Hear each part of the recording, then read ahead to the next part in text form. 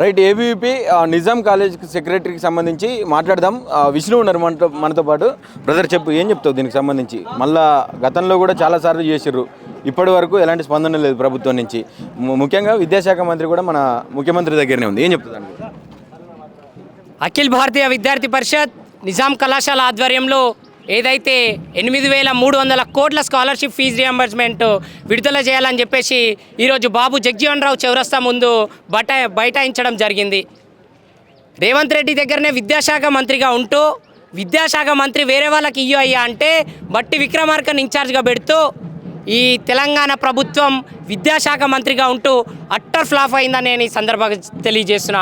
ఎందుకంటే పేద బడుగు బలహీన వర్గాల విద్యార్థులు, ఎక్కడి నుంచో మారుమూల గ్రామాల నుంచి వచ్చినటువంటి విద్యార్థులు ఈరోజు చదువుకుందామని చెప్పేసి ప్రభుత్వ కళాశాలలకు వస్తే వాళ్ళకి మౌలిక సదుపాయాలమైనటువంటి స్కాలర్షిప్ ఇవ్వకపోవడం ఎంత దారుణమైన పరిస్థితి మనందరికీ తెలిసిన విషయమే.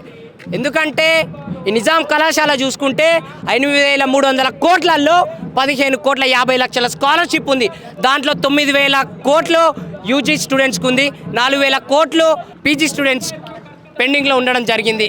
అది ఇవ్వమని అడిగితే విద్యార్థులకి నేను ఇంకా ఇంటిగ్రేటెడ్ స్కూల్స్ కట్టిస్తా, young India integrated residential schools కట్టిస్తా అని చెప్పేసి 200 కోట్లతోని ఒక్కొక్క స్కూల్ కట్టించి మేడల పైన అద్దాల మేడలలో చదివిస్తా అని చెప్తున్నటువంటి రేవంత్ రెడ్డికి సిగ్గు లేదని నేను ఈ సందర్భంగా తెలియజేస్తున్నా. 8,300 కోట్లు స్కాలర్షిప్ రిలీజ్ చేయయ్యా, నిజాం కాలేజ్కి రావాల్సిన 15,50,00,000 స్కాలర్షిప్ రిలీజ్ చేయు, అద్దాల మేడలు ఎవరికి కావాలి, 200 కోట్ల కళాశాలలు ఎవరికి కావాలి అని నేను ఈ సందర్భంగా తెలియజేస్తా ఉన్నా. మనం చూస్తూ ఉన్నాం, పేద బడుగు బలహీన వర్గాల విద్యార్థులు పౌష్టిక ఆహారం లేక చదువుకుంటున్నా ఉన్నారు, ఫుడ్ పాయిజన్ అయి చనిపోతూ ఉన్నారు. అట్లాంటి విద్యార్థులను నువ్వు చదువుపియ్యు, విద్యార్థులకు విద్యను అందించడానికి మౌలిక సదుపాయాలు కేటాయించంటే యంగ్ ఇండియా స్కూల్స్ అని అదని ఇదని తప్పించుకుంటూ నువ్వు 4 సార్లు ఢిల్లీకి పోతావు, 4 సార్లు క్యాంబ్రిడ్జ్ అంటావు, నువ్వు లీడర్షిప్ స్కిల్స్ నేర్చుకోవడానికి పోతావు. అంటే నువ్వు ఇన్ని రోజులు లీడర్షిప్ స్కిల్స్ ఎలా పరిపాలించాలో తెలియదే నువ్వు ముఖ్యమంత్రి అయినవా?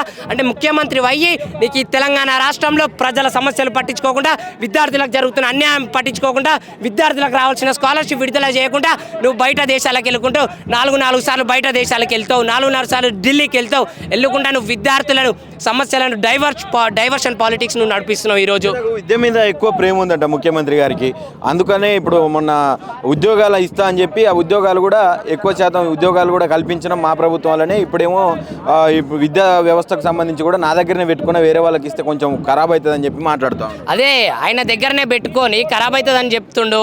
ఇంకేం చెప్తుండు? విద్యను ప్రేమిస్తున్నా అనేటోడు. విద్యను ప్రేమించే ముఖ్యమంత్రి ఇట్లుంటాడా? ఆయా ఏంటన్నా విద్యను ప్రేమించే ముఖ్యమంత్రి నువ్వు విద్యనే కల్పిస్తలేవు. నువ్వు చూస్తా పోతుంటే 1,500 స్కూళ్ళు ఈ రోజుకి మూసిపోయినాయి. 1,500 స్కూళ్ళు మూసిపోయినాయి కాంగ్రెస్ ప్రభుత్వం వచ్చిన తర్వాత. నీ చేతులారా 1,500 స్కూళ్ళు మూసిపోయబడింది. ఎందుకు? నువ్వు విద్యను ప్రేమిస్తున్నావా? ఇదే విద్యను కల్పిస్తున్నావా? విద్యను కల్పిస్తే విద్యార్థులు విద్యకు ఎందుకు దూరం అవుతారు? మాలాంటి పేద బడుగు బలహీన వర్గాల మాలుమూల నుంచి వచ్చిన విద్యార్థులు విద్యకు ఎందుకు దూరం అవుతారు? అంటే విద్య చదువుకోవడానికి కళాశాలలలో జెప్టోలు స్కాలర్షిప్స్ రాక జెప్టోలు జొమాటోలు కొట్టుకొని మేము మా కళాశాలల ఫీజులు కట్టుకుంటున్నాం. విద్యార్థుల మేనేజ్మెంట్ ఏం చేస్తుంది? విద్యార్థులు స్కాలర్షిప్ రాక మీరు మేనేజ్మెంట్కి ఫీజు కడితేనే అని చెప్పేసి విద్యార్థులను ఒత్తిడి చేస్తూ, విద్యార్థులను ఒత్తిడికి గురి చేస్తూ విద్యార్థుల ద్వారా ఫీజులు కట్టించుకుంటుంది. ఆ ఫీజులు మాకు ఎక్కడికైనా వస్తాయ్యా? పేద బడుగు బలిగిన వర్గాల విద్యార్థులం మేమందరము. అలాంటి విద్యార్థులు ఇక్కడికి వచ్చి చదువుకోకుండా జెప్టోలు జొమాటోలు అవన్నీ కొట్టుకొని ఈరోజు ముఖ్యమంత్రి దగ్గర విద్యాశాఖ ఉన్నది, ఆయన తప్ప విద్య గురించి మిగతా మంత్రులు అందరూ మాట్లాడుతారు. ఏం చెప్తారు దీనికి? అదే ముఖ్యమంత్రి దగ్గర విద్యాశాఖ మంత్రి ఎందుకు పెట్టుకున్నావయ్యా అంటే కొన్ని రోజులు ఏం చెప్తుండు? విద్యాశాఖ మంత్రిని వేరే వాళ్ళని ఇస్తే విద్యాశాఖ తప్పుతో వినబడుతుందంట, విద్యార్థులకు అన్యాయం జరుగుతుందంట. ఆయన తప్ప మిగతా మంత్రులు అందరూ మాట్లాడుతారు. దానికి ఇన్ఛార్జ్ అని బట్టి విక్రమార్క కూడా వచ్చిండు. బట్టి విక్రమార్క దగ్గరికి మేనేజ్మెంట్లు ప్రైవేట్ కార్పొరేట్ స్కూళ్ళు వెళ్ళి అడిగితే ఏం చెప్తుండు? 30% బట్టి విక్రమార్క కుటుంబానికి ఇస్తే స్కాలర్షిప్ ఫీజు రియంబర్స్ విడుదల చేస్తాడంట. ఆయన తప్ప మిగతా మంత్రులందరూ మాట్లాడుతారు, కానీ విద్యాశాఖ మంత్రి మాత్రం ఆయన అంటే పేరుకు ఒకడు ఊరు మొత్తం చేసేది ఒకడు అన్నట్టుంది చూస్తుంటే. విద్యాశాఖ మంత్రిగా ఉంటావు, విద్యార్థులను పట్టించుకోవు అంటే విద్యార్థులు అనుకుంటే ఏమవుతుంది అంటే నీకు ఎట్లుందంటే దున్నపోతు మీద వర్షం పడితే దున్నపోతు ఎట్లా స్పందిస్తుందో మన ముఖ్యమంత్రి రేవంత్ రెడ్డి కూడా అట్లనే స్పందిస్తుండు. కానీ అఖిల భారతీయ విద్యార్థి పరిషత్ ఊరుకోదు. గుర్తుపెట్టుకో రేవంత్ రెడ్డి, ఒక్కనాడు ఏవి కళాశాలలో ఇదే అఖిల భారతీయ విద్యార్థి పరిషత్ కళాశాల ఇన్ఛార్జ్గా క్లాస్ ఇన్ఛార్జ్గా పనిచేసి పోయిన నీవు ఏబీవీపీ అనుకుంటే ఏం చేస్తుందో మర్చిపోతున్నావు. అఖిల భారతీయ విద్యార్థి పరిషత్ అనుకుంటే ఈరోజు మేము బాబు జగజీవన్ రావు చౌరస్తానే ముట్టడి పెట్టినాం. రేపు అఖిల భారతీయ విద్యార్థి పరిషత్ అసెంబ్లీ ముట్టడిస్తుంది. ఈ రానున్న 28 తారీఖు ఈ అసెంబ్లీ సెషన్స్ అవుతున్నాయి. నువ్వు అసెంబ్లీకి ఎట్లా పోతావో చూస్తాం. అసెంబ్లీ ముందే నేను అడ్డుకుంటాం. సెక్రటరియట్, సీఎం ఆఫీస్ అన్నీ అడ్డుకొని మరి మా భిక్ష కాదు స్కాలర్షిప్, మక్కైన స్కాలర్షిప్ని విడుదల చేసుకునేంత వరకు ఏబీవీ పోరాడుతూనే ఉంటుంది. మేము తగ్గము.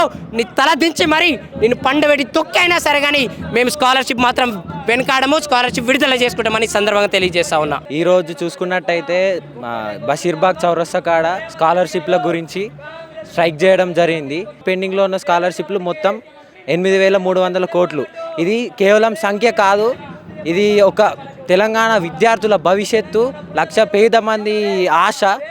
స్కాలర్షిప్ అనేది భిక్ష కాదు, ఇది మాకు హక్కు. దీనికోసం ప్రశ్నించడానికి ఎంతకైనా తెగిస్తామని మా విద్యార్థులుగా నిజాం కాలేజ్ నుంచి కోరుతున్నాం. అంటే బట్టి విక్రమార్క చెప్పిండు కదా ఇస్తున్నా అని చెప్పి, ఇస్తున్నానికి మాటకి చెప్పేసి వెళ్ళిపోయిండు. ఇప్పటికి ఇంకా దానికి స్పందించింది లేదు. స్పందించాలని ఇప్పటికైనా ఇది చూసైనా, ఈ విద్యార్థుల కష్టం చూసైనా, మా స్ట్రైక్ అంటే మా పోరాటాలు చూసైనా స్పందించాలని ఇప్పుడు ఈ ప్రభుత్వాన్ని మేము కోరుకుంటున్నాం. ఎవరు విద్యాశాఖ మంత్రి ఎవరి చేతులు ఉంది ఇప్పుడు? విద్యాశాఖ మంత్రి రేవంత్ రెడ్డి గారి చేతుల మీదనే ఉంది. కానీ అతను బట్టి విక్రమార్క గారికి ఇన్ఛార్జ్ ఇవ్వడంతో అతను మొన్న రీసెంట్గా వచ్చినప్పుడు స్కాలర్షిప్ విడుదల చేయడం నా బాధ్యత అని చెప్పి వెళ్ళిండు. కానీ ఇప్పటికి దాన్ని స్పందించింది లేదు. ఏం చెప్తారు రేవంత్ రెడ్డికి మరి ఫైనల్గా చెప్పేది ఏంటంటే, పేద విద్యార్థులకి స్కాలర్షిప్ కంపల్సరీ. స్కాలర్షిప్ రాకపోవడంతో ఆగిపోవడంతో చాలా విద్యార్థుల కాలేజీల నుంచి ఫీజు కట్టుకోలేక నోటీసులు పంపిస్తున్నారు. దాంతో పేద విద్యార్థుల విద్య ఆగిపోతుంది. ఇది చాలా బాధాకరం. ఈ నిజాం కాలేజ్ గడ్డ నుంచి మేము తెలియజేస్తుంది ఏమనగా, ఈ పోరాటాన్ని చూసి స్పందించలేకపోతే రానున్న రోజుల్లో అసెంబ్లీని ముట్టడించడానికైనా వెనకాడబోమని అఖిల భారతీయ విద్యార్థి పరిషత్ కార్యకర్తలుగా మేము చెప్తున్నాం.